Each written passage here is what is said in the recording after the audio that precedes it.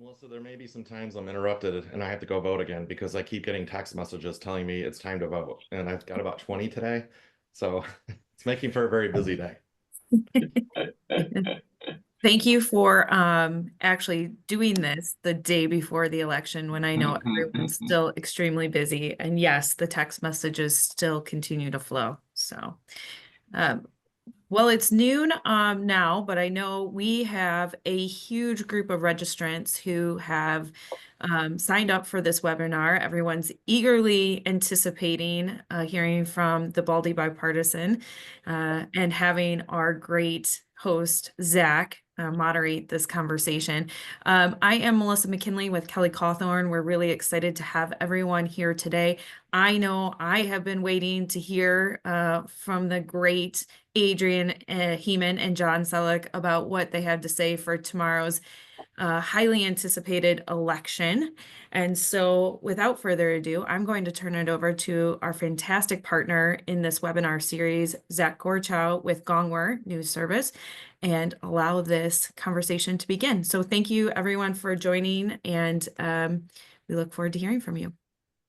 Well, thanks, Melissa. I know I'm very excited to hear what John and Adrian have to say, and Gongwer News Service is very happy to be able to work with Kelly Cawthorn to co-host these webinars.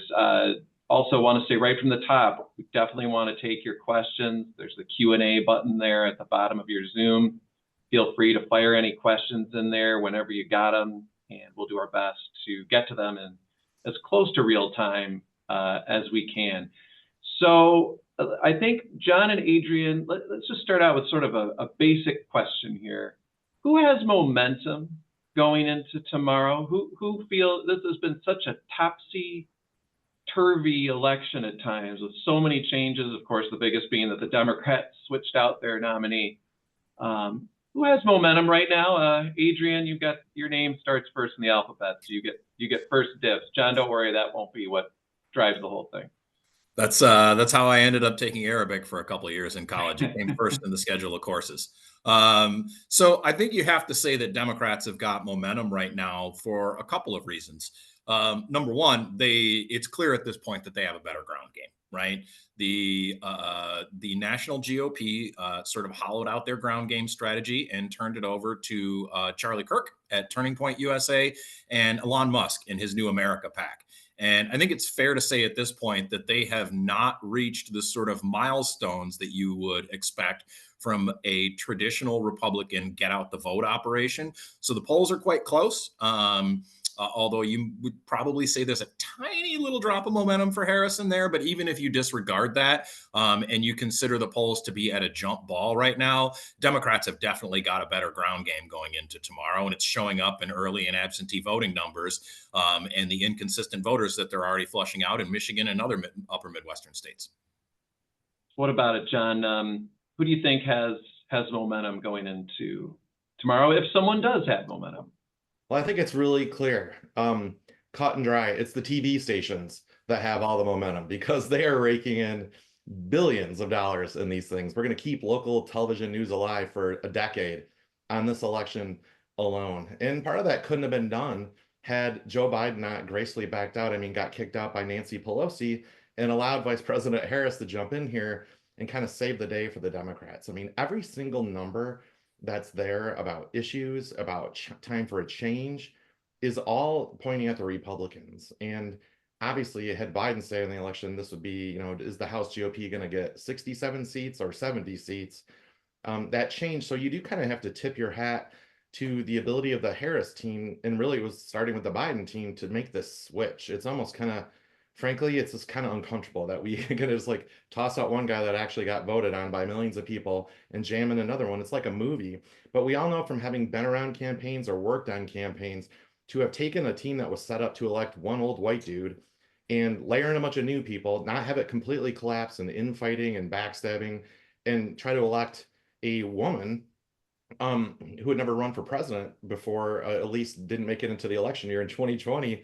That's a big task. So what the Democrats have done to get to sort of even, at least in the polling, they've had the momentum for a long time on that front. But one number that, amongst the others that stick out to me from the New York Times Siena analysis of their polls, if you read Nate Cohn, fascinating person to follow. Slightly less egotistical than Nate Silver, but that doesn't mean they're not all smart. That when he looked at, for people who are making up their mind, and I think it was the last 7 to 10 days, the top line number, the people are making up their mind and voting for Harris. But when he looked more closely, it was split. In the Sun Belt states, Harris had a pretty sizable margin on people who were making up their mind at the last minute. In the northern states, aka the one that we live in, Trump was winning 60 to 40 amongst late deciders. So my gut instinct tells me that Trump is going to have this momentum and could probably sweep the blue wall states, looking at some of our past experiences with polling and the kind of voters that Trump turns out, and then hearing numbers like that. This has been a question I've been sort of posing in the last week in particular. Donald Trump's ceiling in terms of his vote share got 47.5% of the vote in 2016. He raised that to 47.8 something in 2020, but lost because Joe Biden went from the 47.25% Hillary Clinton had to 50.6%. So it feels like Trump can only go so high. The good news for him is he can only go so low, but he can only go so high. And the question is, can Harris hold together enough of that Biden coalition? But how high can Trump get? John, what do you think?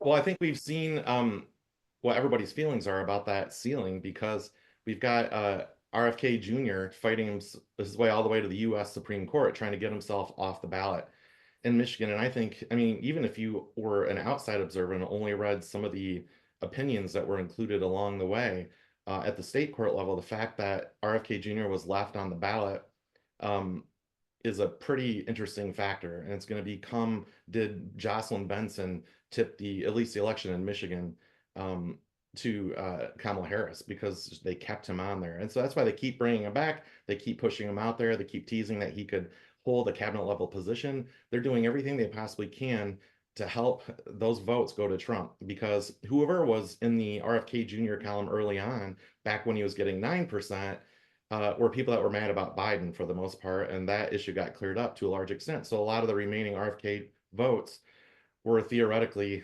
Trump votes, or votes that Trump could have got. So that'll be interesting to see. I think that, so we're going to still see him obviously under 50.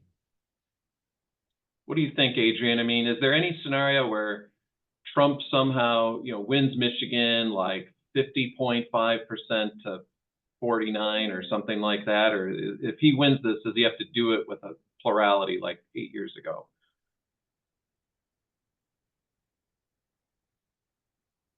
Just how I like him. Yes, I think he does have to do it with it. Go ahead, Adrian. Your video's frozen, but if you can hear me, go ahead and take that question. There he is. Sorry about that. Yeah, Donald Trump's ceiling is sub 50%. We've seen that in election results. We've seen it in public opinion polling. Donald Trump can't crack 50%.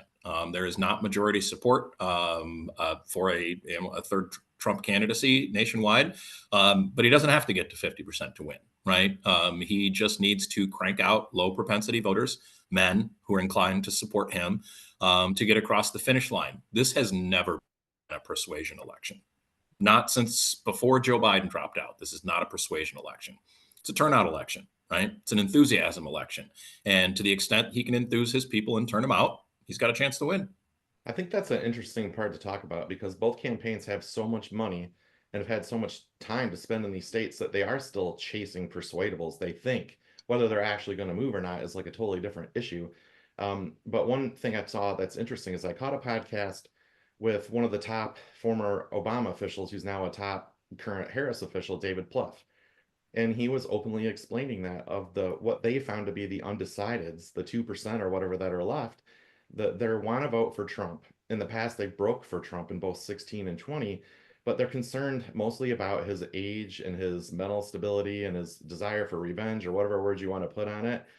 And that he had basically said that's why they keep using the word unhinged. And I have to admit, for whatever reason, I hate that word. So that really got my attention. And you hear that word used by the Harris campaign constantly: unhinged, unstable. Those are the people they're talking to, as they think, because this election is so close, it's that 2%. And to go a step further from that to talk about like how close things are, Professor Grossman from over at Michigan State shared some data on Twitter a couple weeks ago where a national study looked at those undecided voters that were still undecided this late in October in 2016 and 2020, and only 25% of them ended up voting. So we might be talking at a 2%, a 0.5% that they are chasing down every time you hear the word unhinged. But they're worried that those people still in the end just plunk down for Trump. What do you let's start with Trump on this. What has he done well this campaign cycle, and what has he not done well? Either one of you, fire away. I think one thing that he has that a lot of Democrats just can't fathom, or they just don't want to like it or accept it, and I think it goes with the media too, is the guy is an entertainer. There's a reason why he went from business to being basically an entertainer, and he can be really funny when he chooses to. Sometimes it's mean funny or poking, kind of funny, and then he can obviously get really nasty at times. But just even in the like the microcosm of what he is in the rally, now I forget where he was when he got in the garbage truck and he barely got in, but he was wearing the garbage vest. He's standing up at the rally while he's wearing the garbage vest, retelling the story of the guys on his plane and the gals on his plane saying, hey, we think, did you hear what Biden said about your people being garbage? We've got a trash truck ready to go. We've got a sign on it. We're going to have you get in there. What do you think? And he's like, gosh, I don't know. And they talked him into it. And then they're like, one more step, put on this garbage vest. He's like, are you kidding me? And he's going through this whole story about how like it looked stupid when he had his coat on. Then he took his coat off and put it on. It was better. And he was like going around and around. It's like a lot of people like, how do I look in this? Does this make me look silly? He was being like actually human and funny and personal. He made a joke about how he almost didn't make it into the truck. He looked at the first stair. He's like, it's way up here. And I looked and I said, oh shit, like, how am I going to get in this thing? They had to like hoist him up there. And the funniest part at the end was when he was going to come to the rally that he was actually speaking at and telling the story, he said, all right, give me my suit coat back. I'm going to go give my speech. And I'm like, no, no, no, leave it off. Wear that vest. This is working for us today. And he's like, I don't know. This just doesn't look presidential. And they go, it makes you look skinnier. And he goes, they got me. Right. So I'm like rolling, like, be that guy all the time. And you would run away with this election. But elsewhere in that same speech is where he said, I'm going to protect women, whether they want me to or not. Right. So it's always all in the entire package. But in the times where he's allowed to be the funny guy or the entertaining guy, it's a real strength of his. I think John's pretty spot on about that, and I think it works both ways, right? You can't have Trump as the candidate and not let Trump be Trump, right? The candidate is the asset there. Part of the struggle that he's had, I mean, if you look back a year, Republicans should be running away with the national election right now. All the fundamentals point in their favor, right? You had a historically unpopular Democratic incumbent president who is running for reelection. We should be looking at like Reagan Mondale 84 this year. And the reason that we're not, a big part of the reason, is who Donald Trump has chosen to surround himself with this time. John pointed out that anecdote, and that's all true. And, Donald Trump was being his usual funny self because that's a big part of his appeal. But the extremely online weirdos that are populating the Trump campaign this time around have made some pretty big unforced errors. Booking an insult comic at your Madison Square Garden rally, big unforced error. The garbage truck stunt in isolation makes a ton of sense, and it's an attempt to replay the Hillary Clinton deplorables thing from 2016, which makes some sense.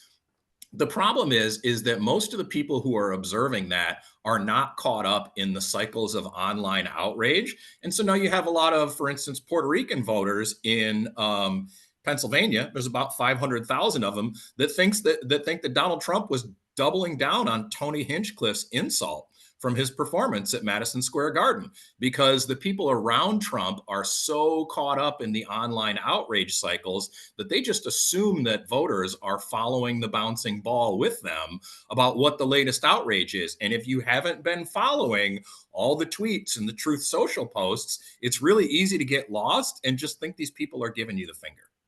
I think that's really interesting, Adrian, and a good point, because basically most of the electorate has already been decided forever. They have so much money and so much time, they can't go home and sit around. And so they've almost like reverted back to what they used to do before the election really got going, about owning the libs, or what's the thing of the day. And for a lot of people who haven't made up their mind or still could be persuadable, they're that way because they don't follow this stuff every day. I think you're totally right about that. But it's almost like a time filler. Because I had a relative ask me, like, if it's basically everyone's made up their mind, couldn't they just stop campaigning? I'm sure both sides would be like, yeah, sure, let's agree to that right now. Because Don't let even that get Trump, out there. I've got money to make, John. Come on now. I don't think there's a place to put any more money. If one more person calls and goes, I've got 150,000, what can I do? I'm like, I already saw every billboard on 94 has Kamala Harris on it. Like, it's done. It's all Yeah, set. we've been turning people down for 10 days. So, reminder to everybody: don't hesitate to use the Q&A button at the bottom here if you want to fire any questions in. We'll get those answered. So, Adrian, Vice President Harris, what's she done well? You know, obviously coming in off the bench, ice cold. What has she not done so well? So I think she's done a couple of things really, really well. And this part of this is letting the candidate be the candidate. For as much as folks have tried to define Kamala Harris, one thing that's crystal clear from the entirety of her career is that she is a hard case as a boss, right? And this harkens back to something that John said. It's pretty remarkable what she's been able to accomplish with what was objectively a bad campaign team in the Joe Biden campaign team. That was, I mean, the candidates' deficiencies notwithstanding, was getting their heads caved in this election. To take those people over, sprinkle in a few old Obama people, keep those folks from infighting by making it very, very clear who is calling the shots, right? And turning that into a functional campaign apparatus on extraordinarily short rations of time, and raising, a couple $1 billion between their own campaign and the affiliated super PACs in the span of a few months. So as a boss, she has done a very good job of taking over a moribund campaign organization and making it produce votes. The off-the-cuff stuff's not great. Adrian, we're losing you a little bit, so I'm going to bounce it to John. Like, she does really well in a structured debate performance type of setting. She does pretty well giving a speech. The interviews need some work. John, what about it, the vice president?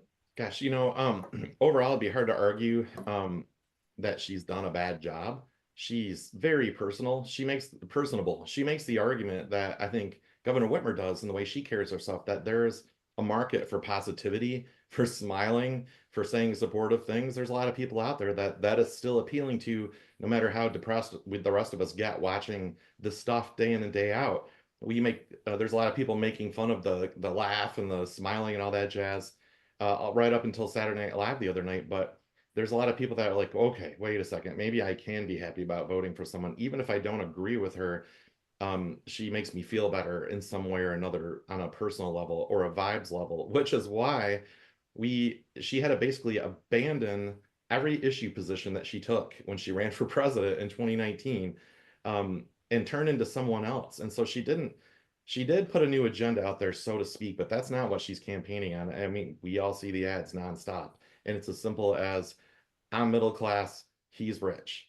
I'm nice, he's mean. Like, they had to try to boil it down to something like that. And for all the crap that Trump has always took about talking at a 4th or 5th grade level, that's exactly what the Harris campaign has tried to do. Is like, I'm not going to try to like negotiate with you how you think I changed my mind on fracking or whatever else. I'm not even going to try to explain what my agenda is that's different than Biden, because that's the crazy world that Harris has had to live in. So they've done the best they can with that. I've prepared a lot of people for debates, for interviews. My favorite thing in the world is coming up with all my questions to hammer someone before they did an interview with Zach Gorchow. And it's weird. And I worked around a lot of prosecutors, 2 of them who ran for governor, because we know that AG doesn't mean attorney general, it means aspiring governor. And the prosecutor mind usually lends itself to this kind of hand-to-hand combat. And so it's not surprising that she did pretty strongly during the debate. It's those individual interviews are like very mind-boggling. It's really, really odd. And then, like, of course, with anything else that you're like anxious about, you try to put it off, and it becomes a bigger and bigger deal that she hadn't done these interviews. And then my advice is always just flash forward ahead, because you know that you're going to rip that Band-Aid off when you're tired of losing in October. And that's exactly what she ended up having to do. She went on Howard Stern, for God's sake. She was negotiating to go on Joe Rogan. She went on all kinds of dude shows and all this stuff and tried to pick up the pace.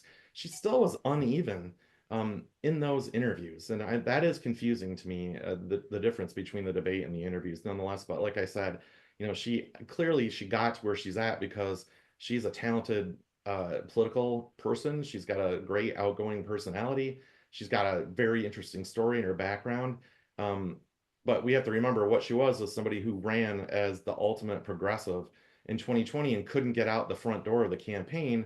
And then, as Adrienne talked about, she's not the only one, but the stories are one after another in the news about how her staff turnover was constant and massive. And so that leaves even more credit even for her as a new candidate, a second or third time candidate for a big office, learning, plus the people that she assembled or kept on the campaign team to hold things together as well as she's done. Because we have not, the backstabbing and the leaking is coming out of the Trump campaign. Just go read our friend Tim Alberta's stories from my hometown Brighton here, then you'll hear all that stuff. We have not heard that from the Harris campaign. We will. We're just holding on until after tomorrow. But so we have questions just pouring in now. So let's start knocking these out. We've got a couple on early voting that I'll try to combine. So of course, this is the first cycle Michigan has ever had early in-person voting, and looks like about 1 million people used it, roughly.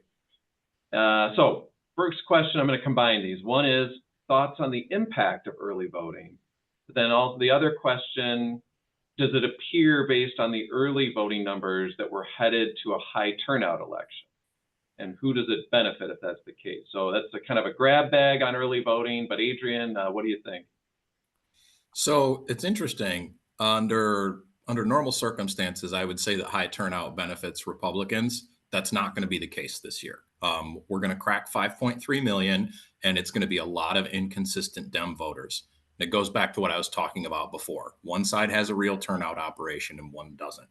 And for the modern post-Trump incarnation of the GOP, you have to turn out dudes who didn't go to college. That requires real campaign infrastructure, and they don't have it. And so high turnout's going to benefit Dems this time because they're getting amazing throughput of female voters right now. What do you think, John? It does look like they are getting it, not just in Michigan, but in other places. Women are voting early. I really think the jury is out, and we're gonna have to wait and study this thing because we haven't done it before. And the easy thing is to talk about, are we just cannibalizing the election day voters? And there's plenty of data to look at, and there'll be a ton of data to look at when we're done. It is both exciting and fascinating to see the sheer amount of voting that's already taken place between the EVs and the early voting. The 100 and now 50,000 people a day voting early, the lines at the early voting centers. It's fascinating. And sure, what Adrienne's saying, if you look at the sheer number of Dem organizing offices around the state, you can say, okay, that's what's going to happen. The deal with the Trump team is that unlike any other campaign, Republican or Democrat, Trump is the turnout machine. Like, it's either he's on the ballot and these people are coming out, or he's not on the ballot and his endorsement does not carry anywhere near the same weight that it does in the year that he's there. We've seen example after example of this in many states. So they are depending on that. I mean, my interaction with the Musk super PAC was a dude standing outside the Howell Secretary of State's office haranguing me to sign if I supported the First and Second Amendment, right? Is that they need to turn out votes in Howell? I don't think so. If they do, they have some problems that are bigger than that. But overall, I think it's a incredibly exciting and fascinating thing to watch this unfold. I can't wait to dig into all the data afterwards. And I don't know that everybody can really say they can see where it's going. But there are some data that you can cherry pick that makes things look better for Democrats. Yeah, I'm also really fascinated to analyze this once we get after the fact. So more questions, and one gets to polls, which is something I wanted to ask you about because it's been an interesting year with them. The question is, Trump has traditionally overperformed poll numbers. Does that continue? Or have the people who used to be embarrassed or wouldn't admit to voting for Trump, are they now in the open? So I'm going to augment this question a little bit. It seems like there's a polling error almost every cycle. 2016 and 20, let's go back to 2020. In Michigan, our public polls had Biden up 8 to 10 and Gary Peters up 8 to 10 points. And it's just massively wrong. There's no two ways about it. It ended up being Biden plus 2.5, Peters plus like 1 point something. 5.8. 2022, the media polls were pretty spot on about a big Whitmer win, but there was a lot of other kind of national polling, Republican tilting polling, claiming it was going to be close. Those, I think, were hopefully shoved in the garbage can afterward. We all know what happened in 2016, so I won't keep going on and on about it. But what about the polls this cycle? So you're a gentleman, Zach, and you didn't mention the what just happened last night with your the poll commissioned by your competitors, but I will. Yeah, so you we just saw last night that there is a Michigan-based pollster that just revised their sample, a thing that is absolutely fake, to try and get a different result out of their poll. Same pollster, by the way, that was predicting an even money race in the 2022 governor's race. You may recall that Gretchen Whitmer won by 9.5 points. And so there's two varieties of polling error out there, right? One is people who are trying to put a thumb on the scale, for instance, the pollster I just mentioned. And then there are also people, which is every other pollster, who are dealing with an inherent selection bias. Taking a public opinion poll takes about 30 minutes. By definition, someone who will stay on the phone with a pollster for 30 minutes is not representative in any way of most people who will be voting. And they're right? very, very lonely. Yes, that was true 6 weeks before the election. If you're willing to stay on the phone with a pollster 2 weeks out from an election, yeah, you're a deeply damaged person and you really want to talk to people about it. Which again is in no way reflective of the normal people who have jobs and children and responsibilities that don't involve politics. So I caution people to be very, very cautious about public opinion polling down the stretch in any election, because it's going to miss. The question is by how much and in what direction. I would just add briefly, I think the person who asked the question said, you know, are they embarrassed to say they're going to vote for Trump or they don't want to talk about it? I mean, we have an entire campaign running by the Harris team, leaving notes in bathrooms telling people their husbands won't know how they vote when they get in there. So that's going on both sides. But I think it's more so for the unfindable Trump people. It's not that they're embarrassed about it. They're like, I'm not answering the phone for some weirdo who's calling me. I don't trust the government. I don't trust McDonald's. I don't trust anybody. I sure the hell I'm not going to talk to some stranger on the phone. They won't even answer the calls. I had dinner last night with a family member who is not a irregular voter and has a college degree. And he's like, look at all these texts telling me I need to answer this poll. Should I answer any of these? Because I sure the hell am not. And he's a Trump voter. So we also know, like, there's a million examples, but a more recent one is in the hotly contested U.S. Senate race in Ohio, just across the border. Their primary for the GOP happened back in March. And they had 3 candidates on the GOP side. 2 were kind of more mainstream establishment types. The third one, Bernie Moreno, who is now the GOP nominee, auto dealer, millionaire guy, got the Trump endorsement. And the last poll that was in either the Cleveland or Cincinnati paper finally got it to where Moreno might have been up by 4 at best. And the real conversation was, could he fall to second place? He won by 18 and he won all 88 counties in Ohio. That's the kind of crap that keeps the Democrats up at night. And it makes a lot of people question these polls.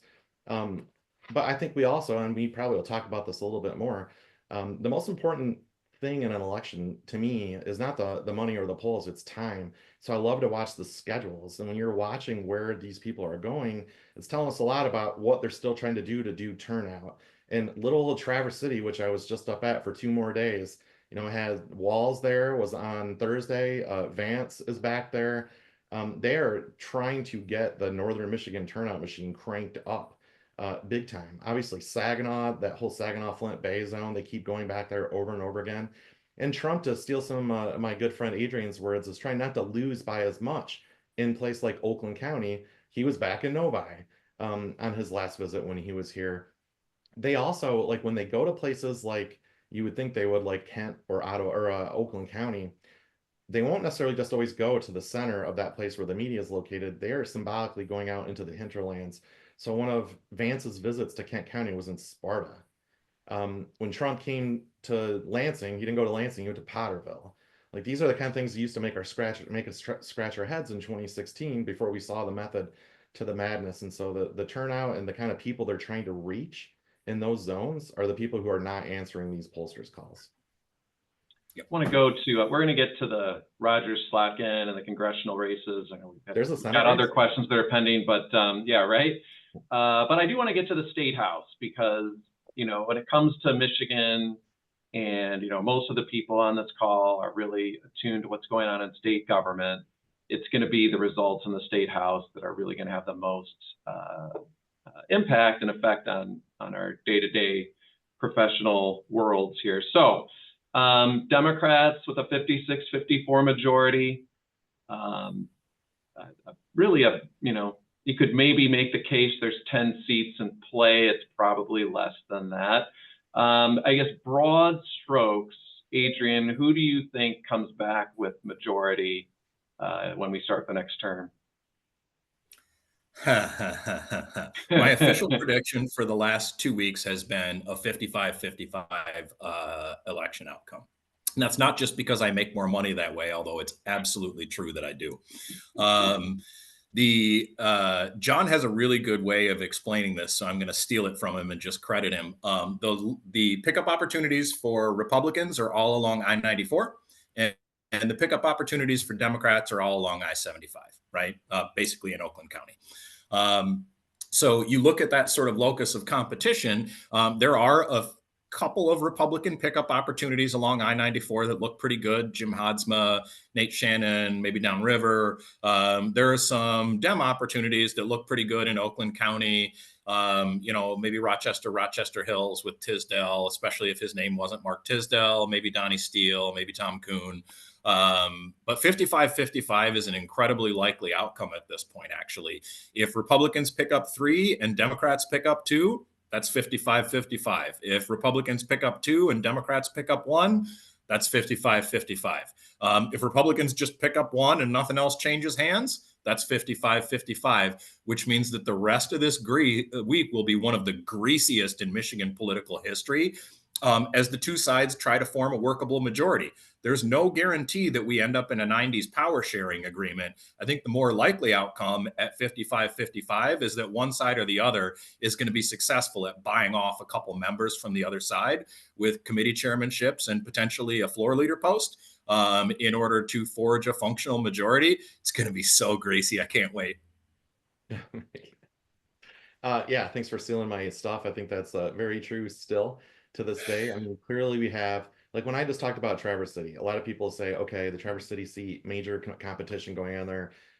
Lisa Trombley, great candidate for the Republicans. The Republicans love her. Like I said, I was just there for 3 days and all I saw were ads of those two back and forth the entire time on television. Then you see Walz showing up there. You see Trump and Vance showing up there. I mean, there's a lot of noise going on there that could still affect what happens, even with such a well-funded campaign by Kofia, that could still cause her to get knocked out. I mean, I think that's tough because obviously Leelanau went to Biden and Whitmer, and you know we've seen the downward trend from Romney down to Trump in Grand Traverse County, and that seat doesn't even have all of Grand Traverse County.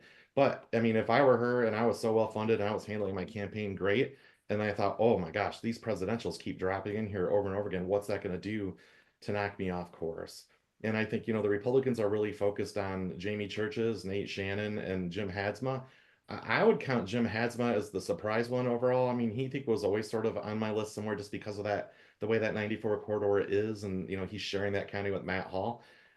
So that's, you know, that gives you a hint as to what kind of zone that is. Trump visited back there in 16 and 20. It's a place that's moving its way toward being Republican. And we saw how the Dems had to shift millions in the same market, but away from the Grand Rapids seats and to him. I think Steve Frisbee, there's little doubt the Democrats will even admit he's such a better candidate than what the Republicans have had, being a first responder and being in his uniform and in front and all these mail pieces. But he's also been elected to the county commission so many different times. He actually knows what he's doing. He has a record of success. So that is going to be a very hotly contested thing for us to watch. The thing for me, I kind of wonder, like some of the surprise seats I'm keeping an eye on, and you know, Mizong being a new representative in that area and then getting redistricted a little bit, that is a seat I'm going to be watching as a potential surprise pickup for the GOP. All right, so Adrian thinks 55 all. What do you think, John, if you had to make a best best From guess. my business side, if I'm not going to have the Democrats in charge, then yes, I want 55-55. But I think it's very easy to see that happening. And the main point that Adrian's talking about, and that Melissa and everyone at Kelly Cawthorn and all the clients that are on this Zoom are going to be concerned about is what then happens? How long does it take to negotiate some kind of thing that would work? I mean, there's a book written about this. It was so unique from 1994 or whenever it was in 92. And Sharing the Balance of Power by Dan Lepp. that's right. And Yep. that on our is bookshelf clear here. into outer space. But that said, that was at a time where people actually, even if they still hated each other politically, would figure out how to negotiate. And I don't know if that's the case. And we start off this question like, who will be happy, the Republicans or Democrats? But I like to think about who will be happy in the governor's office. If Governor Whitmer has to come back and it has a Republican-controlled House for her last 2 years, that's not going to be a real fun thing to do. And even if she wanted to leave and get out of town, and Garland Gilchrist becomes the governor, there's no way to replace him in the Senate with a tie-breaking vote. And then if we see Ms. McDonald Rivet win her race and Bill G. Schuette moves to the Senate and we have a tie, there's a lot of crazy stuff going on there that makes the governor's super fun ride of the last 12 months be not so fun for the next 24 going forward. Yeah, and the thing to add to that is that if we do end up with the happy outcome of a 55-55 House, both of the current legislative leaders are in danger. I don't think either caucus lets those men survive a 55-55 split because it's so clear that they would never be able to work together. All right, so let's move a little bit back statewide. We'll zoom back out to the U.S. Senate race. Over $200 million in television advertisements. John, you referenced the spending a little earlier in this U.S. Senate race. Shattered the record of the Peters-James race from 4 years ago. Who's got the advantage, Adrian? Or is this knife's edge too close to call too? No, I think it's pretty clear that Congresswoman Slotkin has an advantage here. She raised more money. She's run a more vigorous campaign.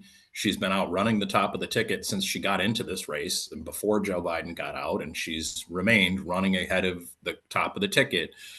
If the polls are even, if the final result were a statistical tie on election day, she would win. There's not a scenario where Mike Rogers wins this seat without Trump winning Michigan by at least a point. I think it's more diced up in that. It's so obvious that she had the momentum from a very early step. And if you imagine, I think on her last ad where she's saying she wants to cut through the noise and calm down, that she's been at this for 2 years. Now, the rest of Michigan wasn't at it for 2 years, but I remember when she got in, I thought that is like what it was like when you get in to try to be the first person in for governor. And there is a whole sugar high at first, and then you are driving to the Alpina Dairy Queen and shaking hands for 2 freaking years. That will drive anybody to drink. That is a hard task. But they knew they had to do it to clear the field because open Senate seats just don't happen. It's been a decade since the last one where there was an open Senate seat, and the Democrats were in the position of having a number of people who could have jumped in and tried to win this thing. So Debbie Stabenow and some other leaders clearly did a good job of holding everyone else's fire and lining up Slotkin to be in this thing. She learned, I think, still because in this campaign, even though she sort of had a cleared field, because she lost 60-40 in Detroit to Hill Harper. And she knew, she talked about this, that she had to get better at campaigning in places she hadn't represented, and especially in majority African-American places. She'd never represented a place like that. So that primary still probably made her better. And then she had this fundraising advantage forever because she is the best fundraiser. If she's not the best fundraiser in the country for congressional Democrats, I don't know who is outside of leadership. And so she had this advantage over Rogers because just like Rogers, they represented almost like the worst media market in the state. The Lansing media market, Zach, as you know, is no better really than the Traverse City media market, which is kind of stunning to think about, but that's what it is. So you have to introduce yourself to the whole rest of the state, and not just at Dairy Queens, driving 50,000 miles in your car. You got to be on TV. And she had obviously the main leg up in doing that. Now I think the momentum has shifted a little bit here to Rogers. We're seeing polls that are in the margin of error. The problem for Rogers was that not enough people, especially on the GOP side, knew who he was. The Slotkin campaign knew that they were going to try to appeal to soft Republicans who don't like Trump, and they did a good job of pulling some of those into the Slotkin camp. That's what she excelled at doing when she got even 40% of the vote in Livingston County in her congressional seat, which was a borderline Trump seat, right? So she's skilled at doing those things. But now the spending parity, once we got to $200 million on TV and digital and everywhere else, is closer to even. Rogers is finally getting the message across to people who are voting for Trump, who are also then going to switch and vote for Slotkin. No, no, no, I am the Trump guy. I just saw an ad when I was on TV. It was, if Slotkin gets elected, nothing changes. It was very basic, and it was really cut and dry. And then that he and Trump would fix it. You would never see a general election candidate usually standing there with Trump in the ad, but that's where he's at. He's got to pull those Trump people back, but they're there. That's my point. The ceiling for Rogers to go higher is there. He's just got to not convince them. He has to let them know he exists, and that's what he's doing right now. Interesting. So we've got more questions here, and I think this next one's a good pivot to the U.S. House races. Cook Political moved the 7th Congressional District, that's the Tom Barrett versus Curtis Hertel Jr. District, race to lean Republican when it had been tossed up for most of the cycle. Is this an indication that the election overall is starting to break for Republicans, or is this isolated? So Adrian, I guess first, is Curtis Hertel Jr. in trouble? And 2, does that portend good things for the Republicans in Michigan overall?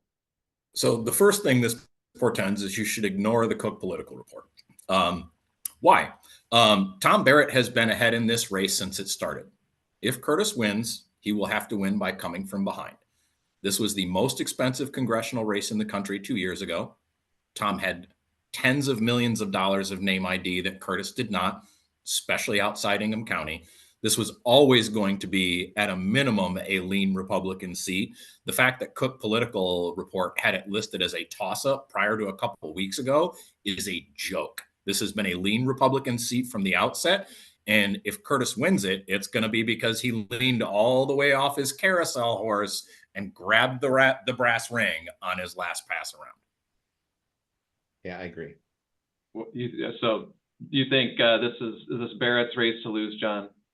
Yeah, it is, for all the reasons that Adrian covered there. I have found it particularly entertaining. I love watching the messaging. We do PR at Harbor Strategic, and the regular guy competition has been hilarious. I mean, the Hertel ad of he smokes meat and he drinks beer. The Tom Barrett's either got a hat on that says dad or military helicopter pilot dude. Like, almost nowhere else in the country is something like this happening. That's not where all this energy was supposed to be. And so they're trying to out-regular each other. More of an issue for Hertel based on what's happening with Democrats, because obviously with Harris at the top, the polling is showing a massive gender gap, and he's got to try to bring some guys in to vote for him that maybe aren't going to vote for a Democrat at the presidential level. And he's trying to do that, but like Adrian has long said, there's a lot of things about Tom Barrett that shows he was grown in a laboratory to work in this seat and to work in a Republican primary, that's for sure. So the ability of Tom to use his kids and his family and all his ads constantly, to do the military thing and the helicopter pilot stuff, all big advantages for him. But the biggest advantage being that, like, literally boatloads and boatloads and boatloads of money was already spent on his name ID, and he had to start off as the lead in this seat. Real quickly, I'm curious to ask you, if the Democrats had nominated Representative Angela Whitwer from over in Eaton County instead of Curtis Hertel, what's the race look like right now instead? Look, there's a reason that the D-Trip wanted Angela Whitwer to run for this seat, right? That being said, I mean, this is an extraordinarily close race. I mean, it's a slight advantage for Barrett, but I won't be surprised if Hertel wins. I think the Angela Whitwer thing would have been interesting in that it helps to address some of the issue that John's talking about, right? Democrats win with female voters. The only demographic of men where the trend line is positive for Democrats is men who went to college. Less than a third of America went to college, right? Democrats win with women. And so having a female candidate that can help you draw inconsistent female voters out to the polls, going forward, that's a winning formula for Democrats. It's why in any of these competitive races, their first choice is almost always going to be a woman for the foreseeable future. All right. Good question here. Perfect segue. Someone wants to know about whether either of you see any other Michigan congressional seats U.S. House seats changing hands. So John, what other seats are you watching, and what do you think is going to happen? Yeah, I think obviously the whole country, as far as politics goes, is watching the 8th. Dan Kildee would have held the seat longer, I'm pretty sure. He looked at his life and thought, what am I doing? I gotta go do some other stuff. And he did it a lot earlier than Debbie Stabenow did age-wise. And that's saying something considering that, I think Kildee clearly had like aspired to have the seat for a long time and did a lot of things to make sure he got it. And now it's like, okay, I'm ready to let that go. The Democrats recruited what appears to have been the best case scenario for them. The stratospheric rise of Senator Rivett to go from nowhere all the way to the Senate and then potentially all the way to Congress is pretty fascinating. Sometimes you watch politicians toil in the fields for a long time before they get their opportunity to do things like this, and sometimes you just got to go on the opportunities present themselves, and she's been really lucky on that front. Paul Young's run several times. He kind of gets the gig. He's running hard to the right. Most of the literature and the ads that he's run talk about trans issues and sports teams, girl sports teams, and things like that. I don't see him as much talking about the economy and issues like that. So he's gone pretty hard to that side. It's gonna be a test to see how effective those issues are. I mean, there's little doubt that they pull a certain way, or we wouldn't be seeing it as much as we do. As pollsters will usually tell you from experience, just because something polls at a certain high level doesn't always mean it's the issue that will move all the votes. But what I do think is benefiting the Democrats is that she is just so good at being likable on TV, and she's great at talking to the TV. It's not even that Young is bad at it. She is she's kind of charming. She's very outgoing. She looks like she's kind of telling the truth. And most importantly to me, you look at this pattern, like Michigan always gets covered, Zach, as you know, for like, who do we have in the squad? We have Representative Tlaib, and what's the progressive, caucus of the state house doing to gum up the work so that, Joe Tate can't pass his bills or whatever. But really where the winning has happened is where Democratic candidates have acted like Republicans. Governor Whitmer doesn't act like a Republican, but she certainly tries to play the middle of the road kitchen table issue stuff. As we've just been talking about, Elissa Slotkin, same deal. She's voting almost lockstep with her party, but when she's talking back in the district, she's talking about national security and tax cuts and all these other things. That's exactly what the 3rd district has done with Hillary Scholten. She's like, put that thing away, because she literally ran an ad with Gerald Ford talking while her face was on the screen. Like, we're not even messing around here. It's like the way to victory is to act like a moderate Republican and paint the other person as an extremist. And that's also what's happening in the 8th congressional, and a lot of people seem to think it's giving her a slight leg up. I mean, that seat is trending away from the GOP, so it'll be interesting to see what happens in the long run. But there's a lot of folks watching that see her having a really strong chance of winning, and that will really help the Democrats nationally. Yeah, I agree What with that. about it, Adrian? U.S. House. What else are you watching? What other districts could have a change of control? I mean, the 10th congressional district is an interesting one. If Kamala Harris wins Michigan by a few points, John James could be in some trouble. He almost lost to Carl Marlinga 2 years ago when Marlinga didn't have 2 nickels to rub together. That's not a problem. The DD trip has come through with the bags of money for Carl this time. And so he's been running a tight race with John James. James is another one of these people that looks like he could have been grown in a lab to run for office, notwithstanding his electoral track record. He does seem like he's straight out of central casting for it. So I expect him to survive unless Trump loses Michigan badly. I do think John said something interesting about candidates acting like Republicans. Part of the fruits of the realignment that we're dealing with right now is that what I used to think of as a bog standard 90s Republican is actually a Democrat now. That's what's happening with the realignment. Republicans get to try to turn out inconsistent voters tomorrow in the rain, which is how I spent my 20s and 30s in Detroit, turning out inconsistent voters in the rain. And we get all the college-educated voters with money. It turns out that college-educated voters with money like low taxes. They like cops to keep people from taking their money. They look a lot like bog standard 90s Republicans. And so we're seeing that play out in our politics right now with candidates like Hillary Scholten and Elissa Slotkin and Kristen McDonald-Rivet. I think I talked about tests of certain issues, Zach, but this idea, like he just mentioned, tax breaks, and that's all these Democrat candidates are talking about. But the reason they're talking about tax breaks and price gouging is because they don't have an answer on inflation. And it's killing them, and it's putting Trump in a more powerful position on the economy. And the only thing that Harris has been able to do is, I just heard a radio ad the other day where she leads off saying, I know you're struggling, so I'll give you 25K to buy a house and I'll give you 10K to start a business. I mean, that's where we're at right now. I mean, that's where a lot of people are upset that spending is so out of control. And she's literally just saying, I'll buy you a house and start you a business. How about that? And the tax cuts, the history of the term of tax cuts like wasn't a Democrat thing. It wasn't what they used to appeal to people. The definition of it, I don't know, plays directly into that'll help solve your problems with inflation. So that is something I'm keeping an eye on, because price gouging seemed to sort of be like the second tier term they're using on this thing. And I don't know that the voters all put that together as the solution to who spent too much money and caused too much of inflation. So we've got a pile of questions here and 10 minutes to go. So I want to try to get through as many of these as possible. So just keep that in mind when you're giving your answers here. Lightning round. Yeah, right. So we got a Michigan Supreme Court question. Prediction on the Michigan Supreme Court. Of course, there's two major party candidates for the full term that Justice Viviano is vacating, and then Justice Kyra Harris Bolden and Judge O'Grady going for the partial term. John, any predictions there? My real short answer is it's going to be how well Trump does in Michigan. If the polls are really missing and he's winning by 2-3 points, then that's going to make a major difference.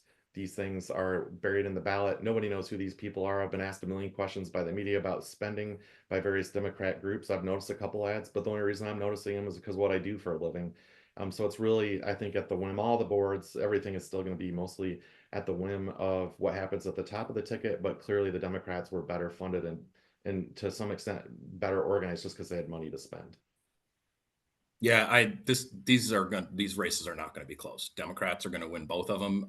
Unless Donald Trump wins Michigan by 5 points, these races are over. This is a great example about why real infrastructure matters. If you're a pro-choice woman, you know exactly who those people are, because you've gotten dozens of mail pieces about those two women running for Supreme Court. The same has not been true for pro-life voters. Question about the situation with the apparent illegal vote by a non-citizen in Ann Arbor. Will this get legs late in the cycle and be a big springboard for court action in the Michigan election count?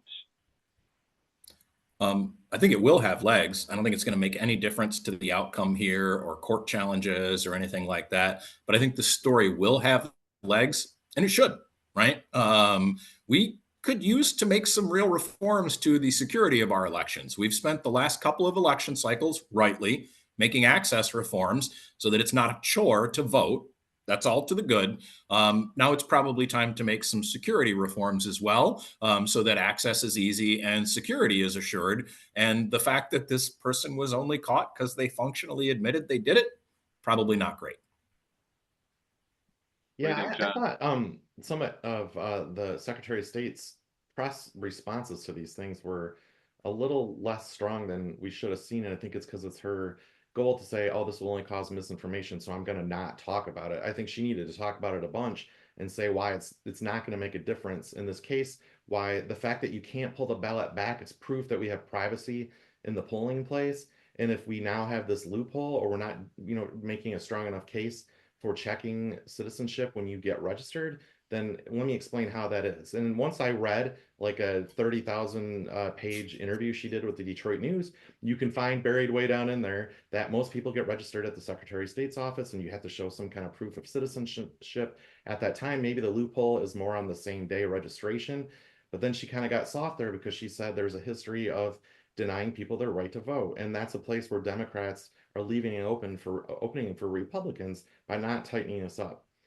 That said, that there's no way, there's no proof whatsoever that there would be enough damage caused by anybody like doing this that it's going to change the election. I actually thought it would have had more legs by now than it's had, but we'll see. As far as the lawsuit stuff goes, it'll get brought up after Election Day if Trump loses.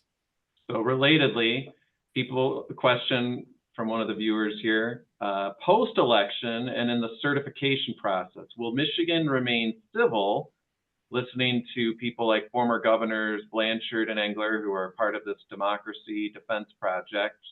Basically, The clerks are professionals. They're doing the job right. Don't, start making up things about the results.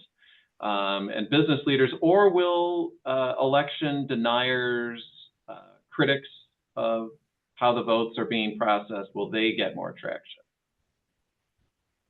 I think they're both going to get traction. I'm involved with that Democracy Defense Project. I've worked with Governor Blanchard and Governor Engler, Mike Bishop and John Cherry on this a lot. What we found through polling, public polling, was that people wish that there were all these security things put in place so they'd feel better about their election. And it turned out those things are in place, and we just have to do a better job explaining to people, even MAGA people, that those things are there.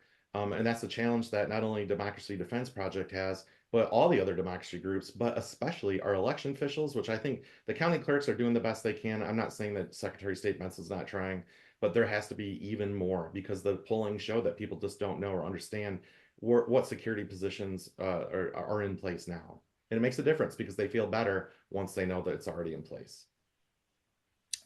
That's right.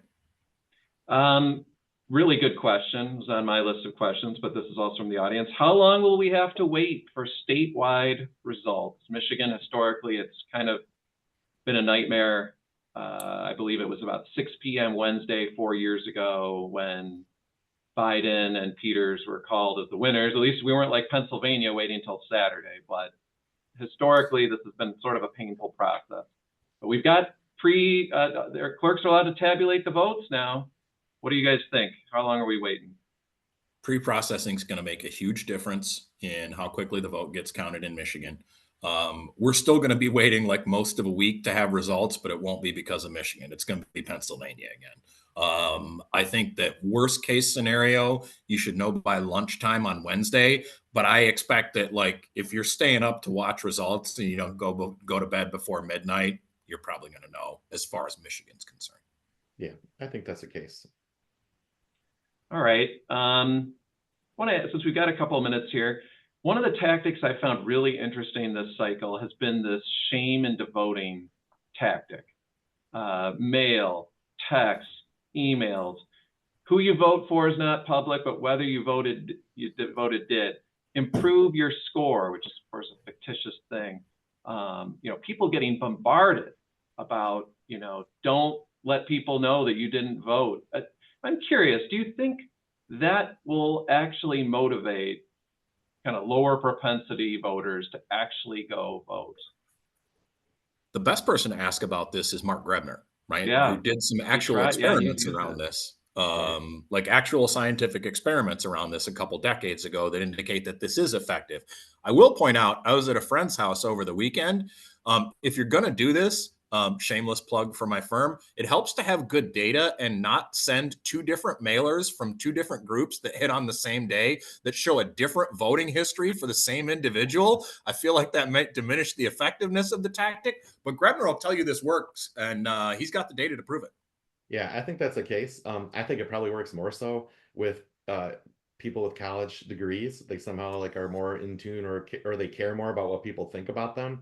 That's anecdotal, but it's all over the place. And what I find interesting, Zach, is how many different people have asked me about it. They're like, and what they're feeling is they're surprised because they're not differentiating between that who they voted for is still secret, but that they voted is not. And at first they're alarmed, like people know who I voted for, like they start getting upset about it. And so they're not aware that the fact that they voted is known.